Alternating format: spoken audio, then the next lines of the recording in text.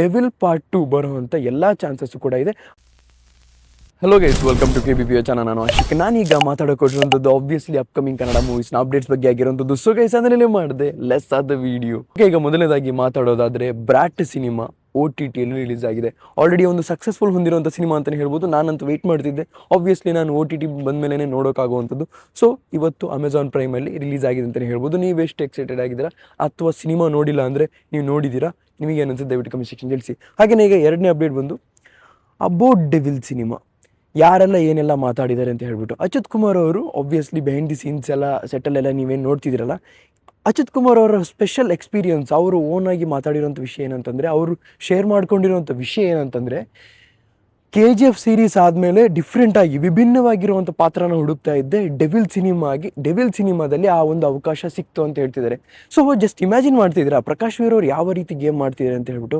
ಅಂದರೆ ಒಂದು ಪಾತ್ರಗಳಲ್ಲಿ ಒಂದು ಕ್ಯಾರೆಕ್ಟರ್ಸ್ನ ಇಂಪಾರ್ಟೆನ್ಸ್ ಇಲ್ಲಿ ಗೊತ್ತಾಗ್ತಿರೋವಂಥದ್ದು ನಮಗೆ. ಅಂದರೆ ಈ ಒಂದು ಸಿನಿಮಾ ಯಾವ ರೀತಿ ಸಕ್ಸಸ್ಫುಲ್ ಹೊಂದುತ್ತೆ ಅನ್ನೋದು ಕೂಡ ನಮಗೆ ಇಲ್ಲಿ ಗೊತ್ತಾಗ್ತಿರೋಂಥ ವಿಷಯ ಆಗಿರೋವಂಥದ್ದು. ಅಚ್ಯುತ್ ಕುಮಾರ್ ಅವರು ಹೇಳಿರುವಂಥದ್ದು ಏನಂತಂದರೆ, ಈ ಒಂದು ಸಿನಿಮಾ ಅವರಿಗೆ ವಿಭಿನ್ನವಾಗಿರುವಂಥ ಒಂದು ಪಾತ್ರನ ಪ್ಲೇ ಮಾಡೋದಕ್ಕೆ ಸಿಕ್ಕಿರುವಂಥ ಒಂದು ಆಪರ್ಚುನಿಟಿ ಅಂತ ಹೇಳ್ತಿದ್ದಾರೆ. ಸೊ ಹಾಗೆಯೇ ಚಂದುಗೌಡ ಅವರು ಕೂಡ ಇದರಲ್ಲಿ ವಿಲನ್ ಆಗಿ ನಟಿಸ್ತಿದ್ದಾರೆ ಅಂತ ಹೇಳ್ಬಿಟ್ಟು ಅವರೇ ಓಪನ್ ಆಗಿ ಒಂದು ಸೋಷಿಯಲ್ ಮೀಡಿಯಾದಲ್ಲಿ ಹೇಳ್ಕೊಂಡಿದ್ದಾರೆ ಅಂತಲೇ ಹೇಳ್ಬೋದು. ಅಂದರೆ ವಿನಯ್ ಗೌಡ ಅವರು ಒಂದು ವಿಲನ್ ಅಂತಲೇ ಹೇಳ್ಬೋದು, ಅದರ ನಾರ್ಮಲ್ ವಿಲನ್.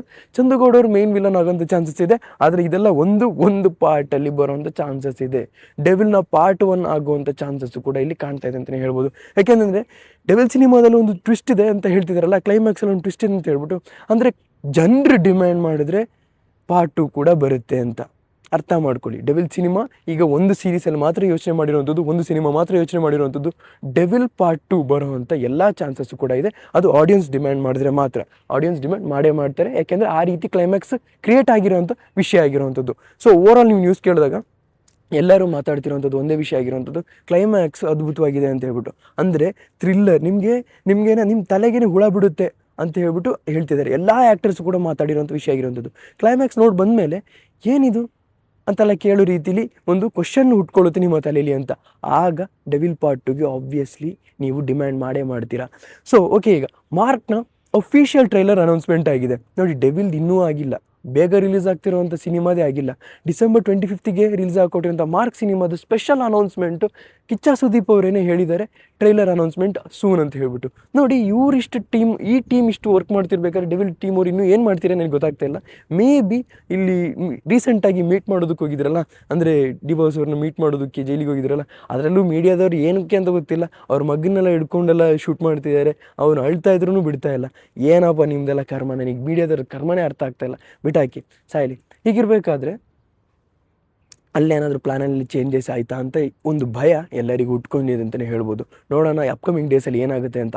ಅವ್ರ ಕಡೆಯಿಂದ ಅಫಿಷಿಯಲ್ ಅನೌನ್ಸ್ಮೆಂಟ್ ಬರ್ದಲ್ಲೇ ನಮ್ಮ ಈ ಅಪ್ಡೇಟ್ ಏನು ಕೊಟ್ಟಿರೋದೇನಿದ್ರು ಅದು ಅಲ್ಲಿ ಅವ್ರ ಕಡೆಯಿಂದ ಚೇಂಜ್ ಆಗುತ್ತೆ ಅಂತಲೇ ಹೇಳ್ಬೋದು. ನೋಡೋಣ ಅಪ್ಕಮಿಂಗ್ ಡೇಸಲ್ಲಿ ಏನಾಗುತ್ತೆ ಅಂತ ಹೇಳ್ಬಿಟ್ಟು.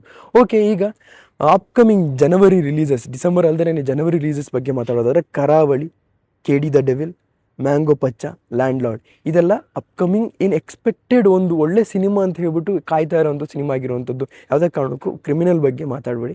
ಈ ಒಂದು ವಿಡಿಯೋದಲ್ಲ ಮಾತಾಡೋದಕ್ಕೆ ಹೋಗಲ್ಲ ನಾನು ಆ ಒಂದು ಸಿನಿಮಾದ ಬಗ್ಗೆ. KD ದ ಡೆವಿಲ್ ಎಕ್ಸ್ಪೆಕ್ಟ್ ಮಾಡುವಂಥ ಒಂದು ಒಳ್ಳೆಯ ಸಿನಿಮಾ ಅಂತಲೇ ಹೇಳ್ಬೋದು. ಹಾಗೆಯೇ ಕರಾವಳಿ ಸಿನಿಮಾ ಕೂಡ ಅದ್ಭುತವಾಗಿರೋ ಬರ್ಕೊಟ್ಟಿರೋಂಥ ಸಿನಿಮಾ ಅಂತಲೇ ಹೇಳ್ಬೋದು. ಲ್ಯಾಂಡ್ ಲಾರ್ಡ್ ಹಾಗೆಯೇ ಮ್ಯಾಂಗೋ ಪಚ್ಚ ಇದೆಲ್ಲ ನೋಡುವಂಥ ಅದ್ಭುತವಾಗಿರೋಂಥದ್ದು ಸಿನಿಮಾ ಅಂತಲೇ ಹೇಳ್ಬೋದು. ನಿಮಗೆ ಏನಿಸ್ತು ದಯವಿಟ್ಟು ಕಮೆಂಟ್ ಸೆಕ್ಷನ್ ತಿಳಿಸಿ ಅಂತ ಹೇಳ್ತಾ, ಇದಿಷ್ಟು ಓವರಾಲ್ ಈ ವಿಡಿಯೋದಲ್ಲಿ ಹೇಳೋಕ್ಕಿದ್ದು. ನಿಮಗೆ ಈ ವಿಡಿಯೋ ಲೈಕ್ ಮಾಡಿ, ಶೇರ್ ಮಾಡಿ, ಚಾನಲ್ ಸಬ್ಸ್ಕ್ರೈಬ್ ಮಾಡಿ. Keep watching, love you all, piece.